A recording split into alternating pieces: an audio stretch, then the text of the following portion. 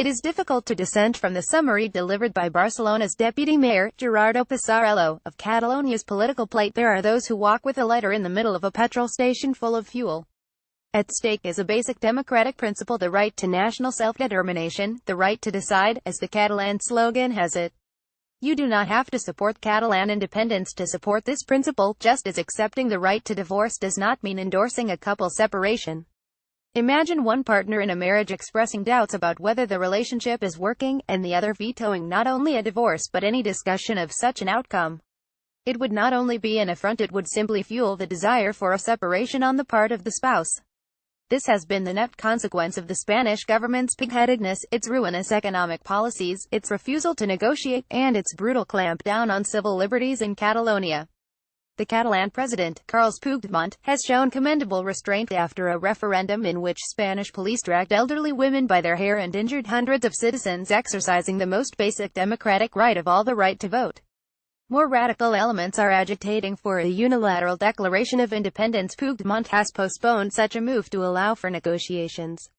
But when the likes of Rafael Hernando, spokesman for Spain's ruling People's Party, describes a pro-democracy Catalan general strike as a political Nazi-style strike, there is clearly precious little goodwill for discussions in Madrid.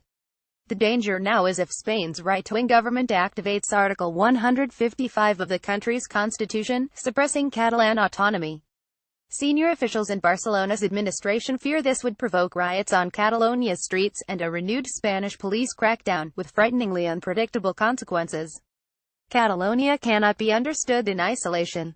Here is another manifestation of the crisis enveloping the Western world, another morbid symptom of a decaying system.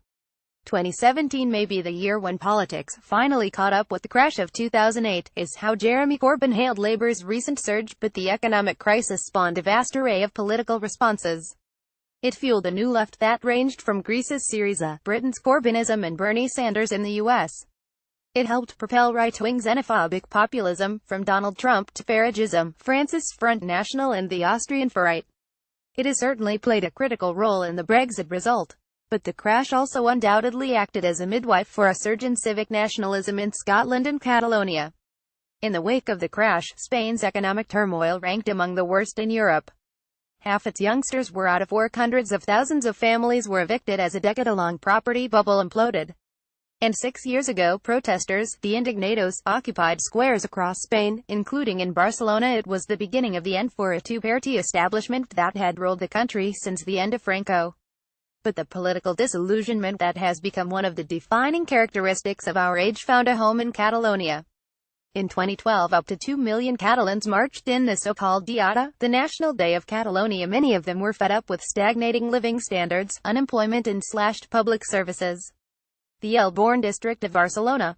Photograph 1. Meta-narrators. The governing centre-right nationalist forces capitalized on this mood, demanding that either the Rajoy government devolved more financial sovereignty, or Catalonia would be off.